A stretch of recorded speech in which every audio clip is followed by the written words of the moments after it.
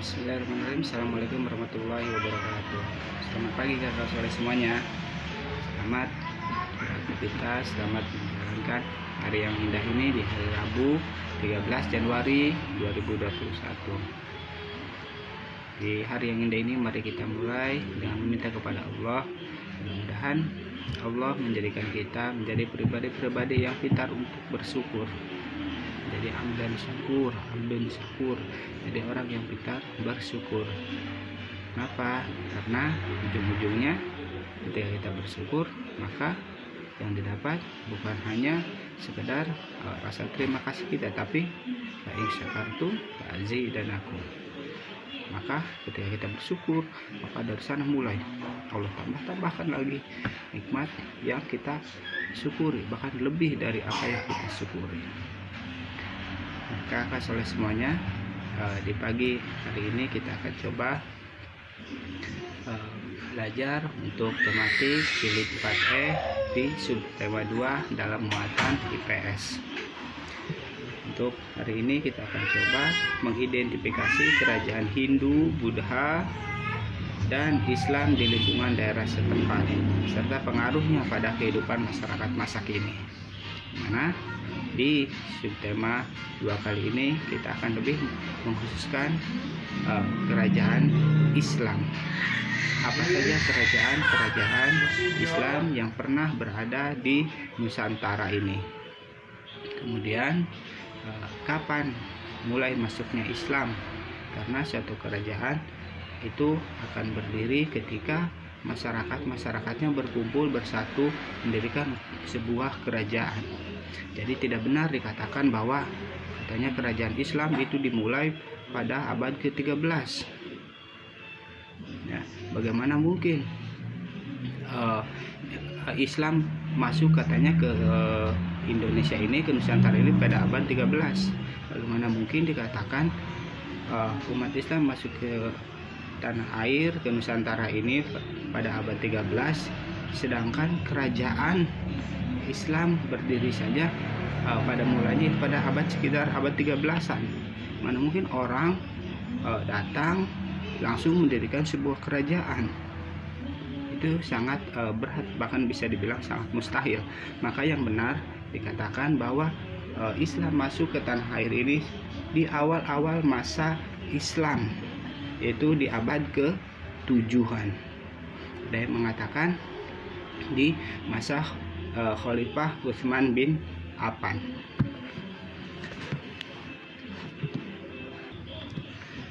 Nah, keterangan ini diambil dari Dr. Andes Ibrahim Bukhari pernah mengatakan bahwa pernah menemukan sebuah nisan di daerah Barus. Barus adalah sebuah wilayah atau sebuah kampung yang berada di Sumatera sana ya. Saking terkenalnya Barus itu, hingga untuk yang gosok-gosok membersihkan peralatan ibu-ibu kakak soleh semuanya ya, disebut dengan kapur Barus.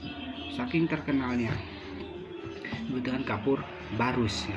Di Barus pernah menemukan nisan seorang ulama yang bernama Syekh Mukaidin di Barus Tapanuli katanya.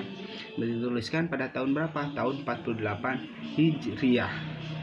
Ini artinya bertepatan dengan 670 Masehi atau abad ke-7.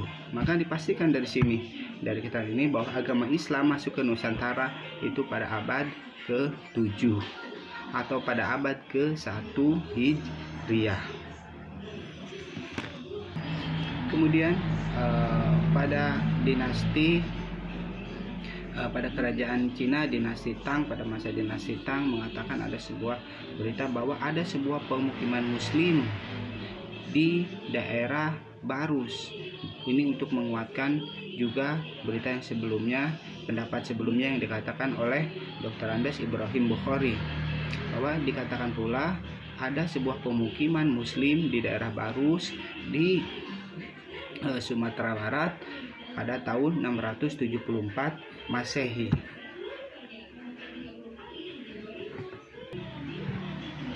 Nah, selain itu juga dikatakan bahwa sudah terjadi terjadi perniagaan ya, atau jual beli antara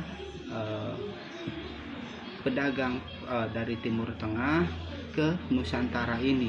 Itu sekitar pada tahun 670 dan 670 atau 674-an seperti itu ya, yaitu pada abad ke-7. Maka kita bisa tarik timelinenya di sini ya, tarik dari seluruhnya bahwa abad ke-7 pada 670 674 itu masa-masa Rasulullah masih ada, dan ini berlangsung, perniagaan ini berlangsung itu sampai ke masa Khalifah Umayyah di Damaskus antara tahun 661 yang berdiri pada tahun 661 sampai 750 Masehi. Maka di sini pun kita bisa mengambil kesimpulan bahwa pentingnya jalur perniagaan, pentingnya pasar dalam penyebaran agama Islam khususnya. Dan kita bisa lihat pula sirah Nabawi bahwa Rasul kita adalah seorang pedagang yang ulung ya, sudah dari kecil sudah mengikuti pamannya untuk berdagang ke negara Syam, ke negara Yaman ya. Kemudian beranjak dewasa pun dia sempat istilahnya bagi hasil seperti ya, bagi hasil dengan saudagar kaya, yaitu siapa? Khadijah, yang kelak nanti jadi istrinya. Nah, oleh semuanya, kalau tadi dikatakan sekitar 670 Masehi, ada satu pendapat lagi dalam abad yang sama, hanya dia agak maju beberapa tahun, bahwa mengatakan bahwa Islam itu masuk ke Indonesia pada masa Khalifah Utsman bin Affan, yaitu pada tahun 644 Masehi sampai 656 Masehi ya, Khalifah Utsman, yaitu itu pada abad ke-30 Hijriah. Ini yang dikatakan oleh Syekh Samsuddin Abu Ubaidillah Muhammad bin Abi Thalib ad-Dimashqi. Dari mana mulai Islam itu berkembang di Nusantara? Islam pertama-tama masuk di daerah bagian barat tuh ya, daerah barat sekitaran Aceh, kemudian menyebar ke tengah sehingga menyebar ke daerah timur. Nah, oleh semuanya tadi sudah Bapak sempat katakan bahwa orang-orang berkumpul baru mendirikan sebuah kerajaan. Maka tidak betul dikatakan ketika Profesor Snow Hurgense itu ya mengatakan bahwa Islam datang ke Nusantara abad 13, yang mana itu bertepatan dengan kerajaan Demak sekitar tahun itu kan, sekitar abad 13. Nah, itu dikatakan tidak mungkin ya. Nah, kemudian kerajaan Islam apa saja yang pernah berdiri di Nusantara? Kita mulai dari barat. Islam masuk di wilayah barat terlebih dahulu. Kemudian kerajaan yang pertama itu kerajaan Samudra Pasai.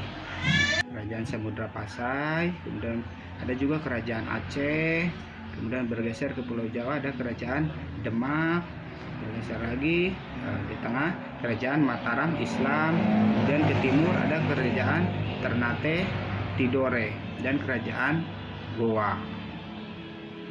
Lalu kita kenal di daerah timur ada yang uang 1000 dulu. Kalau yang kita coba lihat uang pecahan 1000 yang dahulu, kita akan dapati Pangeran Patimura. Sebetulnya itu bernama nama Islam, bukan Thomas gitu ya, pasti Thomas yang pasti itu ulama, seorang ulama Islam juga. Terus kemarin juga kita sempat singgung bahwa di daerah kita yang dekat juga pernah berdiri sebuah kerajaan Islam yang sempat berjaya, yaitu Kesultanan Banten. walaupun itu agak ke belakang ya, itu sekitar abad 16, abad 17-an seperti itu. Ada juga Kesultanan Cirebon. Nah, dari banyaknya kerajaan-kerajaan Islam yang tersebar di Nusantara ini, dan kita bisa bayangkan juga penyebarannya juga cukup menyebar ya, cukup lebar.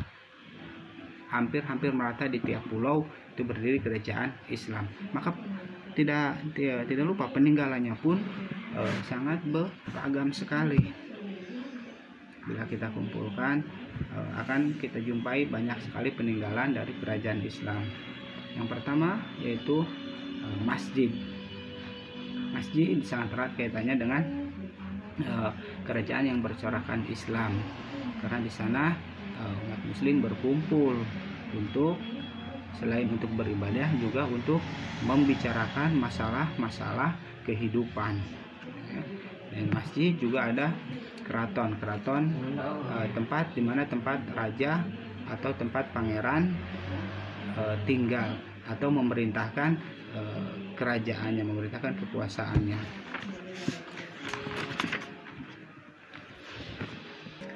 Nah, selain masjid dan keraton, para ulama terdahulu juga meninggalkan berupa tulisan, berupa karya sastra. Yang pertama yaitu hikayat atau cerita-cerita atau dongeng-dongeng yang pelakunya isinya tentang tokoh-tokoh Islam. Di antaranya hikayat Amir Hamzah.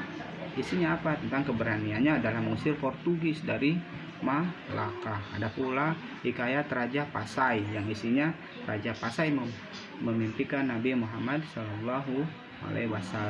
Kemudian juga ada syair-syair Islam, ya. Ada suluk juga. Suluk adalah karya sastra Islam yang berisi tasawuf seperti ya.